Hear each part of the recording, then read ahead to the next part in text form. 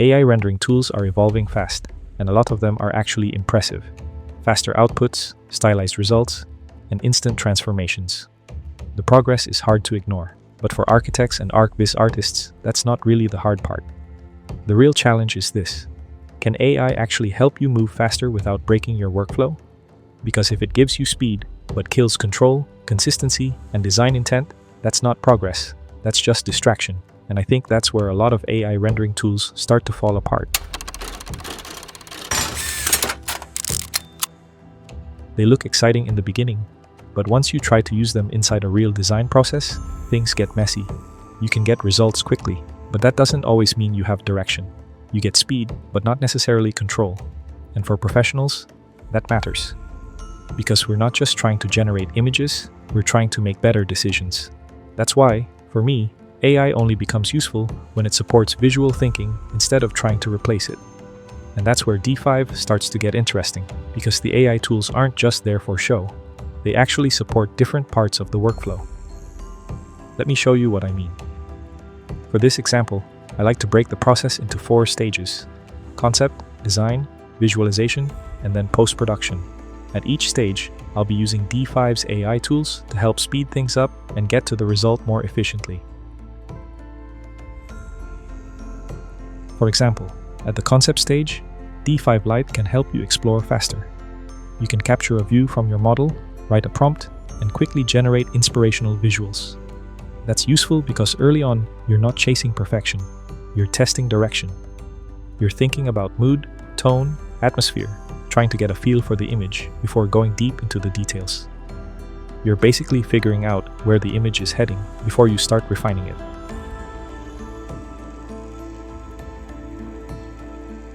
Then as you move further into the process, the question becomes, can the workflow keep up with you? Because this is where a lot of tools get disconnected. And once you lose that flow, everything becomes fragmented. Good thing, we can keep refining our design inside D5 Render. And that matters, because connected workflows lead to stronger images. It becomes more intentional. Instead of manually placing every vegetation asset, I can just use the AI agent in D5 to help set things up. At this stage, I'm not finalizing a planting design. I'm exploring direction, the overall look, mood, and composition. And that's where it becomes useful. It removes a lot of friction early in the design process. For example, if I'm working on a landscape, I can describe the softscape layering, define the region, set some color preferences, and use that as a starting point. It's not necessarily replacing my judgment, but just to help me move faster with a bit more direction.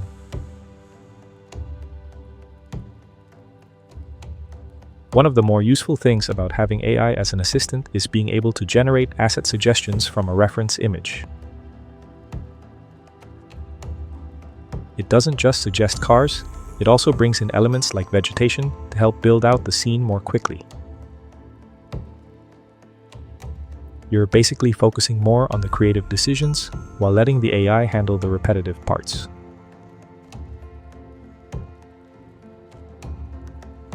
And if you can't find the asset you're looking for, you can just prompt the AI to generate something from scratch.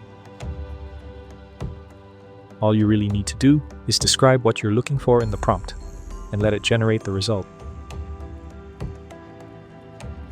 It can easily save you hours you'd normally spend searching for assets or modeling them yourself.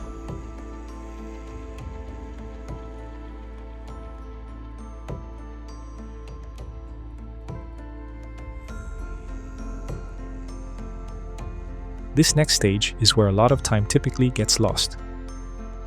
You're trying to dial in the right atmosphere, find the right materials, and get closer to the image you already have in your head. That process can take a while, so being able to speed that up makes a big difference.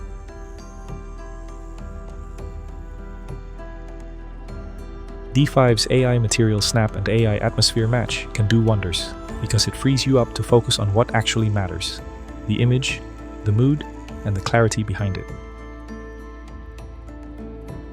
And then there's AI Style Transfer. This is probably the most interesting one for me. When it's used well, it's not just a visual effect. It's a way to quickly explore different moods and presentation directions. You might have one version that feels softer, another that feels more cinematic, one that's more conceptual, another that's more grounded and presentation ready. Being able to compare those side by side is actually really useful, because a lot of the time, the hard part isn't building the model, it's deciding how the image should feel. And that's where AI starts to become valuable, not replacing us as designers, but helping us make better visual decisions.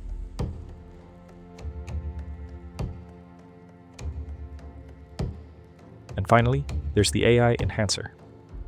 This is one of those underrated parts of the process. Because normally, this is where you'd have to jump into another software just to finish things up. But here, you can stay in the same environment and make those final adjustments without breaking your flow. No switching, no interruptions. And when everything stays connected like that, the whole process just feels more efficient. You can choose to enhance just a specific part of the scene or the whole image. You can even save different selections and apply different settings to each one, and the level of detail it adds is actually quite noticeable. Sharper edges, better textures, and small improvements that make the scene feel more convincing overall. You can also add effects like motion blur for people and vehicles, and even light streaks, especially useful for urban night scenes. These are the kinds of details that used to take extra steps, usually in another software. But now, you can handle it directly here without breaking your workflow. And again, that comes back to staying in flow and finishing everything in one place. For me, that's the real standard. AI should help you explore faster, stay intentional, and keep your workflow connected. Because the real value isn't in flashy results. It's in helping you move from concept to final image without losing clarity along the way. That's the difference between a trick and an actual useful tool. So I'm curious, has AI actually improved your design decisions, or has it mostly just created prettier distractions? Let me know your thoughts in the comments. And if you found this useful, feel free to subscribe. It helps the channel. If you want to go deeper into architectural visualization, then watch this next video right here.